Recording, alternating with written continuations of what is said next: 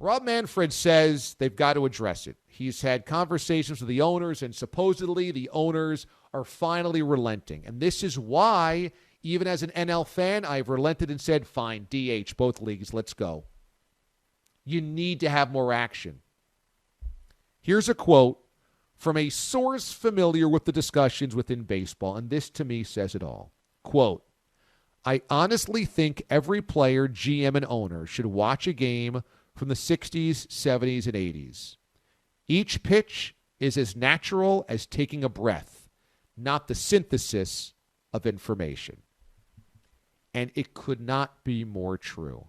You know, of course, the guys around here kill me all the time and joke because I always watch old games. I'm always watching NFL classic games, Major League Baseball classic games, NBA classic games, old documentaries, etc. But when you watch an old baseball game, we have that famous drop around here where Brian Kenny wants me to watch the 1978 World Series with him. It's so different.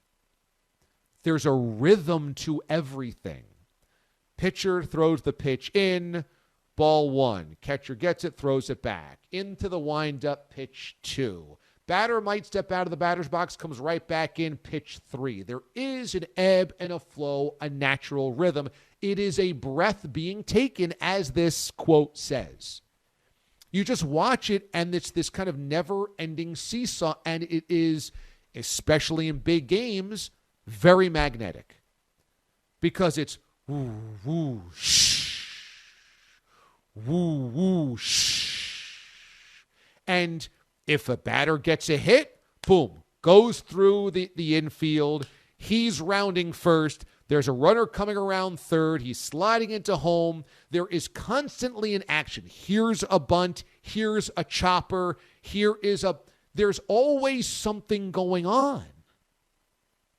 And in baseball now, it's wait, look, think, wait, look, pitch,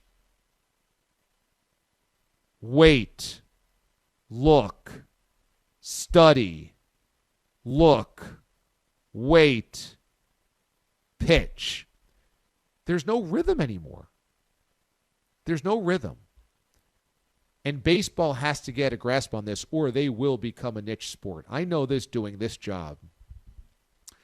I worked in Kansas City at a time where the Royals were awful, so we talked football almost every day. We talked Chiefs almost every day. I went to Miami, and we talked football almost every day, as you might imagine, because the Marlins were awful. I went to Boston, and as a baseball town, we talked football almost every day, because a younger generation of sports talk callers and listeners didn't want to talk about baseball and the Red Sox. They wanted to talk about football and the Patriots, or basketball and the Celtics, or the Bruins and hockey. It was fast. It was exciting. It moved. There were stars. Doing this job for as long as I've done, I know. Rare is it for people to want to break down decisions in baseball, specific frames, games, players, managers, the like. And it's because it's become hyper-regionalized due to only fandom of your team. If you like the Reds, you're into the Reds. If you're into the Reds, you don't want to hear about everybody else. It's not interesting. You don't want to watch a game of anybody else. And your kids definitely don't want to watch a game of even your Reds. Why? Because watching a game right now requires you to be fully, passionately invested in the outcome, not the actual aesthetics of the game. But you could throw on, to me, any NFL game, and there's a reason to watch almost. You can throw on almost any NBA game, and there's a reason to watch. If you were watching a baseball game and didn't have a vested interest in the outcome, it's hard to sit through. It's really, really hard. It's just not interesting unless you've got a dog in the fight. And as we pointed out earlier in the show, to lead off, fewer fan bases have dogs in the fight because more ownerships and more GMs are stripping things down to get really cheap, to get barren, low payroll, and build up through a farm system, so they're punting on 5 years of baseball. They've got to make the game actually interesting to watch, or else who's going to watch it? My guess is, if I polled our listeners right now, the best part about baseball, 80% of you would say going to the ballpark, walking around, having a beer, and eating food.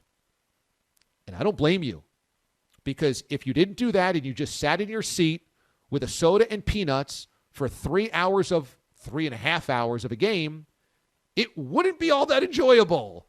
Enjoyable is going to that outing and being around other people and being at a ballpark where there's cotton candy and games and food and beer, and you can chat with people and sit in the sun, and every so often look at the scoreboard to see what's going on.